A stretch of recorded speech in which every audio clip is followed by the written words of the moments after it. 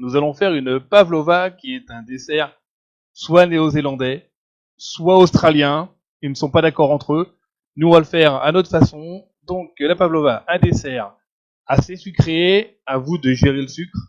Mais au moins, à la base, vous allez voir, c'est simple. Pour ça, on va avoir besoin de 3 œufs, 175 g de sucre, une cuillère à soupe de vinaigre, une cuillère à soupe de fécule de maïs.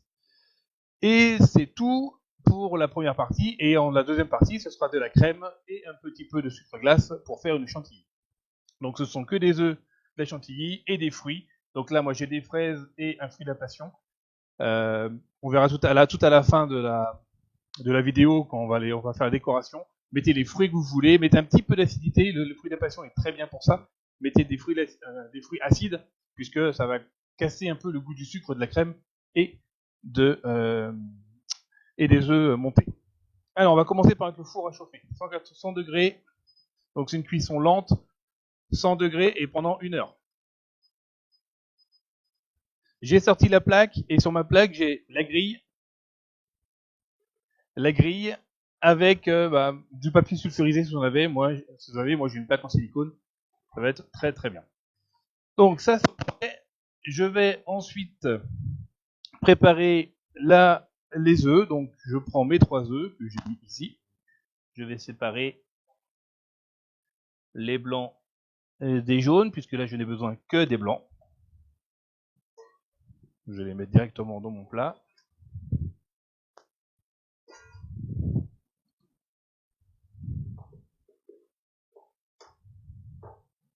Donc, on sépare les blancs des jaunes. C'est le contraire qu'il fallait que je fasse, bien entendu. Tout le monde l'aura bien repéré. Hop là, voilà.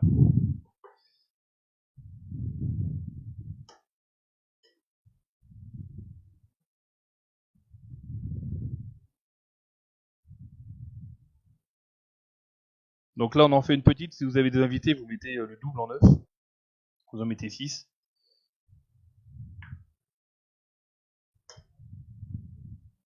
Là, on n'en fait pas une très très grande.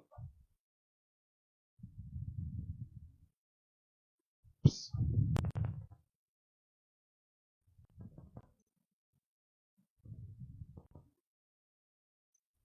Allez. Voilà. Donc mes œufs sont prêts. Maintenant, on va les mettre à tourner. Alors, vous avez besoin du fouet pour faire des œufs. Et vitesse maximale, c'est comme la chantilly. Si vous n'avez pas ça, c'est pas grave, vous prenez un batteur à main ou un batteur. La chantilly, ça sera pour plus tard. Les œufs, je vais le préparer, donc on monte les œufs au maximum. Pendant ce temps-là, je prépare mes 175 grammes de sucre. Voilà. Et on va les incorporer en plusieurs fois. Donc je laisse un peu monter.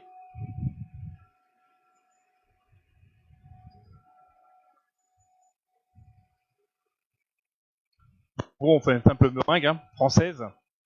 Meringue italienne aurait été de faire chauffer à 118 degrés le sucre. Là, on va le mettre à froid. Ça commence à monter, donc je rajoute le sucre petit à petit. Généralement, on le met en 3 fois.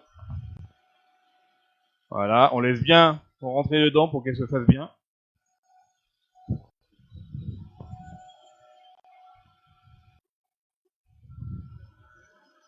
Donc bien entendu, vous ajustez en fonction de votre goût. Moi, je vous donne les quantités de sucre recommandées, je dirais.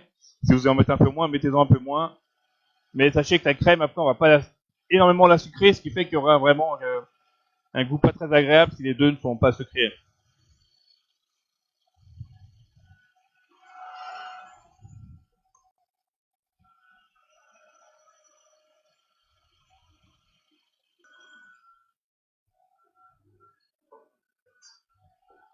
Ma meringue va se terminer.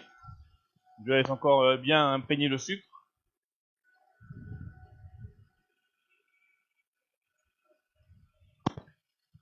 Je vais maintenant mettre... Où j'ai mis ma cuillère? Ici. Donc, j'incorpore maintenant de la maïzena, une cuillère à soupe, enfin une demi-cuillère là, puisque j'ai tout divisé par deux par rapport à ma recette habituelle.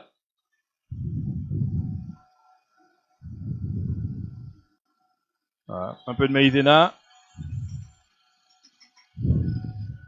Et un des outils le plus important, vous dites pas, tiens, c'est pas grave, j'en ai pas, je vais pas en mettre. Non, non, il faut absolument mettre un peu de vinaigre. Ça va permettre à ce qu'elle ne cuise pas à l'intérieur, qu'elle reste molle à l'intérieur. Donc pareil, une demi-cuillère.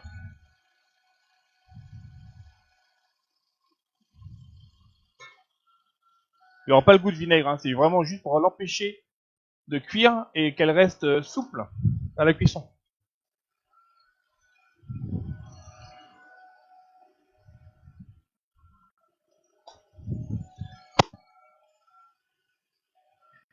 Et ensuite va arriver le moment le plus sympathique, le moment de la sculpture.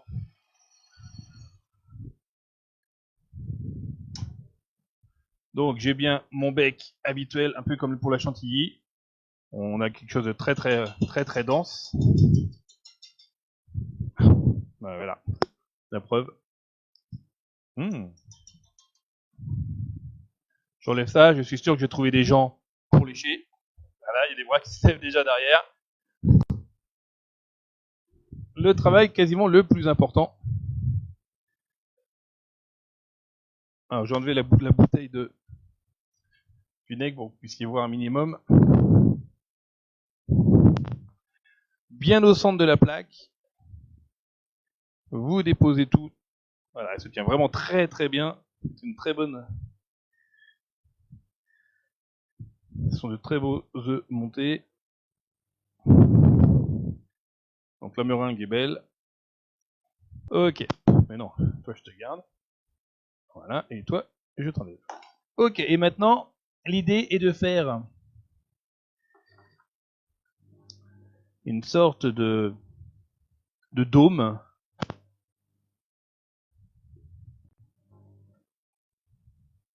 On va essayer d'équilibrer un peu tous les côtés pour qu'elle cuise de façon homogène.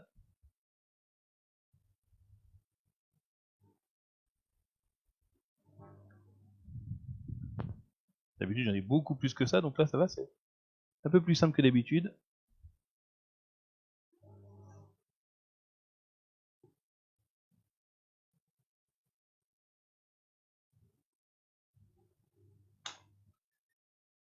Allez, on ramène.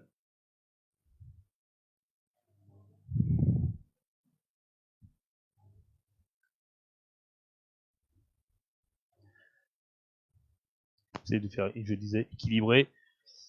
C'est pas le plus évident. On peut appuyer un peu. C'est encore malléable. Quand ça sera cuit, ça sera plus possible. Bon, après, les aspérités qu'on peut voir dessus, c'est pas très grave parce qu'elle sera cachée par la crème. Donc, bah, si elle n'est pas lisse, c'est pas grave, faut juste qu'elle soit à peu près équilibrée dans les... sur les côtés.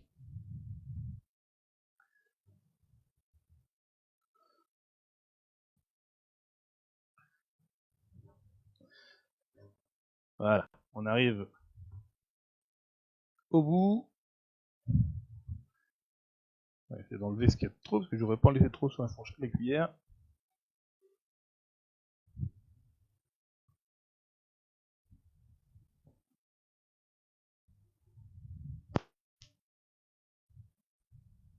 Voilà, que je goûte quand même. Ça va, c'est bon. Bon allez, on serait des professionnels. On aurait mis bien nettoyé, ou j'avais essayé de mettre un guide, mais bon, ça abîme tout plus qu'autre chose. Et maintenant, j'enfourne ça pendant, là, étant donné que j'ai divisé par deux, quasiment 1 heure, à 100 degrés. On va la laisser faire pendant 100 degrés. Si vous multipliez par deux les quantités, donc 6 œufs par exemple, c'est 70 minutes. Donc là, on va être 35-40 minutes, je sais pas trop, parce que c'est la première fois que j'en fais avec une si petite quantité d'œufs. Je vais tester, et puis on verra ça à la sortie d'ici à peu près, allez, dans 3 quarts d'heure. Pour vous, ça sera juste instantané. À tout à l'heure. Alors, la pavlova est prête, elle est juste là, elle a chauffé. Alors, je l'ai laissé 1 heure, en fait. Même en mettant la moitié des œufs, par rapport à d'habitude, je l'ai laissé quand même 1 heure. Maintenant, on va faire la chantilly. Donc, la chantilly, c'est de la crème fraîche. Crème fraîche, plus de 30%. Donc là, je vais sur 1 litre, je vais utiliser à peu près un tiers. Parce que j'ai pas besoin de trop. Voilà. Mon sucre, je vais la sucrer légèrement. Donc, on a fait du sucre glace la semaine dernière. Donc, pour ça, on a pris du sucre qu'on a mixé pendant quelques minutes. Du sucre cristal et ça fait du sucre glace. Donc, on va pouvoir l'intégrer dedans. Et comme pour les œufs en neige, on prend le fouet et ça va être au maximum. Si vous n'avez pas de robot comme celui-ci, c'est pas très grave, hein, vous pouvez utiliser un fouet électrique à la main, un fouet électrique ou bien un fouet à la main. Et puis je vous dis, il faut que la crème soit très très froide pour le faire au fouet à la main. Allez, on est parti, c'est parti à fond. Et petit à petit, je mettrai le sucre dedans.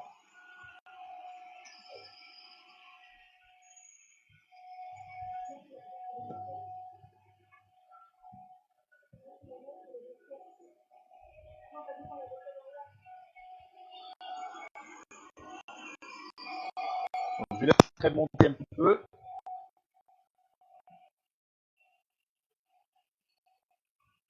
Ensuite, je l'ai déjà tout à l'heure, mais ensuite nous avons prévu pour assortir les fraises et du fruit des passions. Le fruit des passions, c'est pour le côté acide.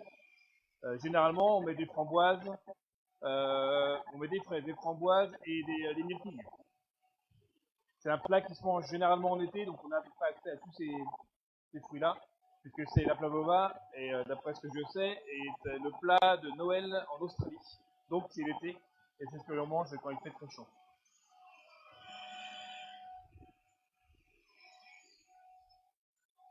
Donc on a généralement des fruits, là on s'est contenté, des fruits qu'on avait là, mais bon. Le plus important c'est d'avoir au moins un acide.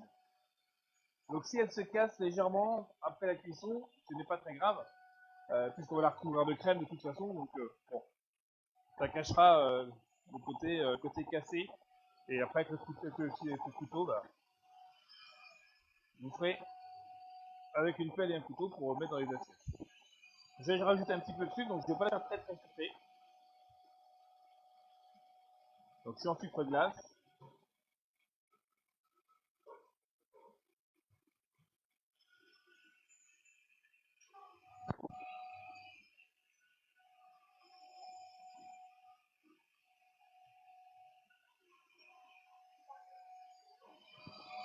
On y est presque. Il va me falloir une pelle pour bien étaler dessus. Je vais la goûter juste histoire de voir si elle est assez sucrée. Donc là déjà elle se tient très bien. Juste quelques secondes de plus. Mais au niveau sucre, on est bien.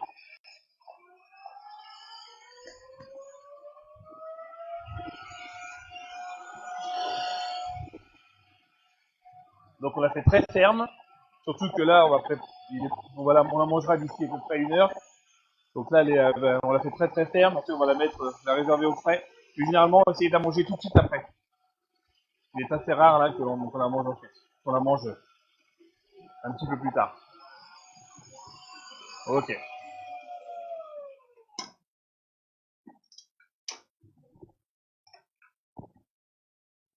Notre crème, eh bien, se tient bien. Et maintenant, on va l'étaler.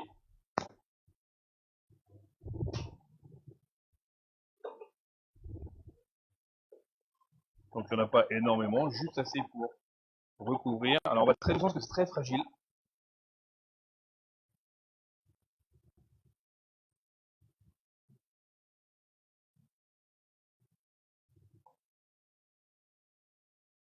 Donc on essaye d'en mettre à peu près partout.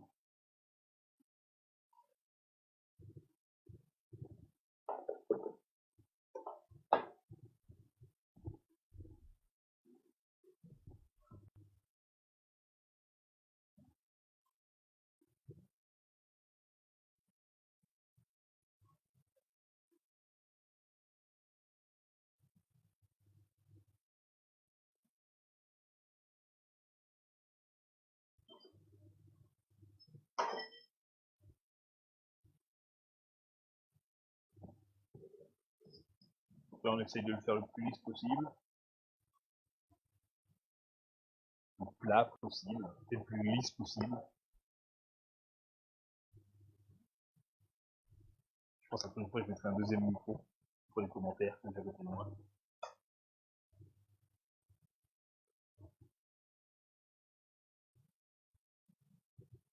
Voilà, on arrive quasiment au bout. Ah, encore un petit morceau là.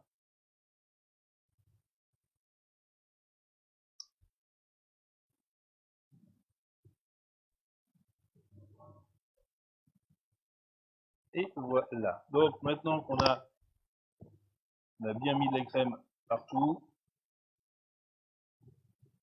bah, je sais qu'il ne reste pas grand chose, mais il en reste un petit peu. Ah, est-ce que ça va suffire?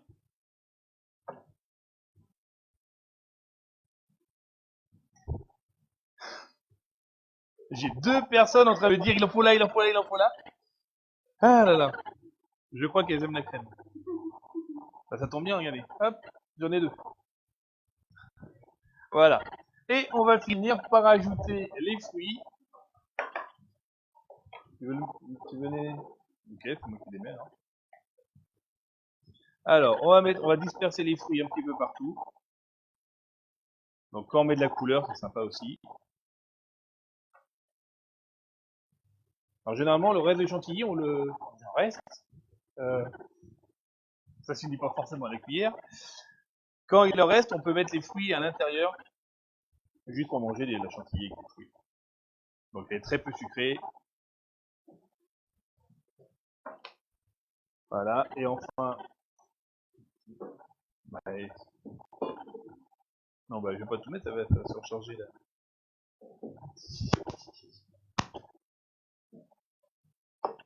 Hop là. Bon, là il y a beaucoup de fruits. Et enfin,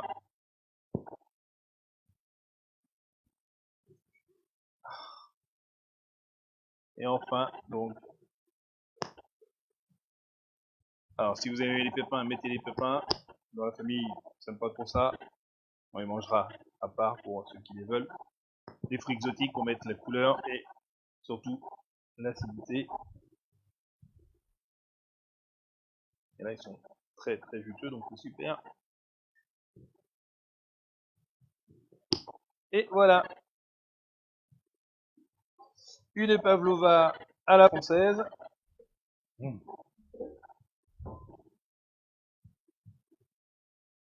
C'est bien, je suis en photo et en vidéo en même temps. Donc la pavlova est maintenant terminée. Bon appétit. Laissez les commentaires sur si vous avez réussi, votre impression et le goût que vous avez réussi à. Enfin, ce que vous pensez du goût. Et puis faites ça en été avec des fruits de saison. C'est super bon. À bientôt. Au revoir.